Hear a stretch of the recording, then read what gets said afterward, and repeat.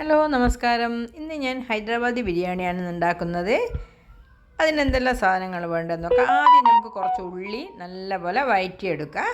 അതിന് കുറച്ച് വെളിച്ചെണ്ണ ഒഴിച്ചിട്ടുണ്ട്. അതിലേക്ക് കുറച്ച് നെയ്യ് ഒഴിച്ച് ഉള്ളി നല്ല നൈസാക്കി കട്ട് ചെയ്ത് അതിലേക്കിട്ട് ഇപ്പം നല്ലപോലെ വഴറ്റി വന്നിട്ടുണ്ട്.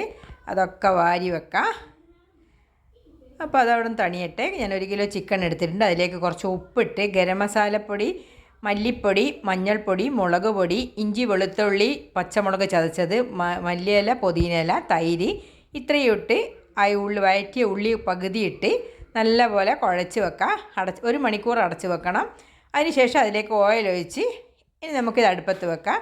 ഒരടുപ്പത്ത് വെച്ച് പാത്രത്തിലേക്ക് കുറച്ച് വെള്ളമൊഴിച്ച് അതിലേക്ക് ഗരം മസാലകളിട്ട് പട്ട, ഗ്രാമ്പ്, ഏലക്കായ്, കുരുമുളക് ഇത്രയും ഇട്ട് വെള്ളം അവിടെ തിളക്കട്ടെ. ബസ്മതി റൈസ് ഞാൻ കുതിരാൻ വെച്ചിരുന്നു.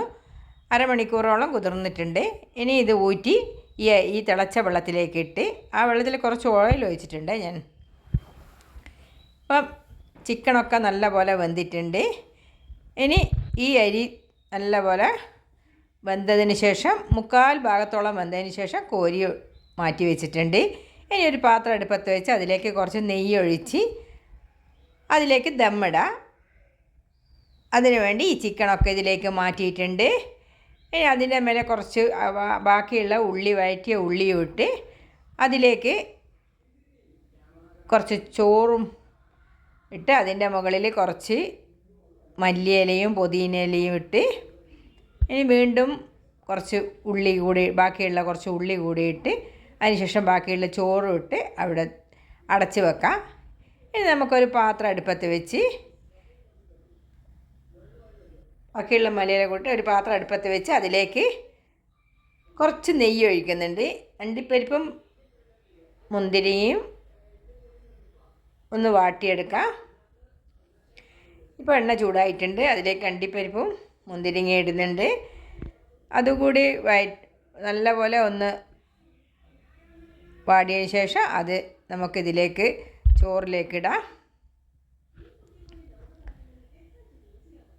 അണ്ടിപ്പരിപ്പൊക്കെ നല്ലപോലെ ആയിട്ടുണ്ട്. ഇനി ഇതിലേക്ക് കുറച്ച് മുന്തിരിങ്ങയും കൂടി ഇടാം.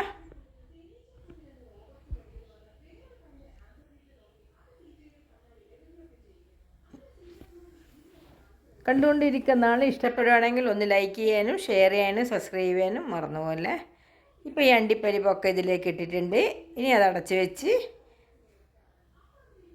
ഒരു 5-10 മിനിറ്റ് കഴിഞ്ഞതിന് ശേഷം നമുക്കെടുക്കാം.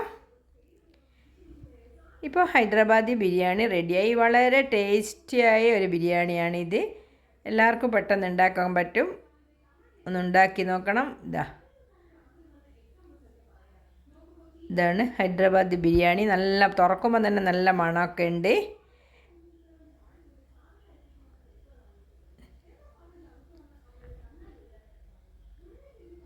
ചിക്കനൊക്കെ അടിയിലുള്ള മസാല നല്ല മണം വരുന്നുണ്ട്. മസാലക്കൊക്കെ വളരെ പെട്ടെന്ന് ഉണ്ടാക്കാൻ പറ്റുന്ന ഒരു ഹൈദരാബാദി ബിരിയാണിയാണ്.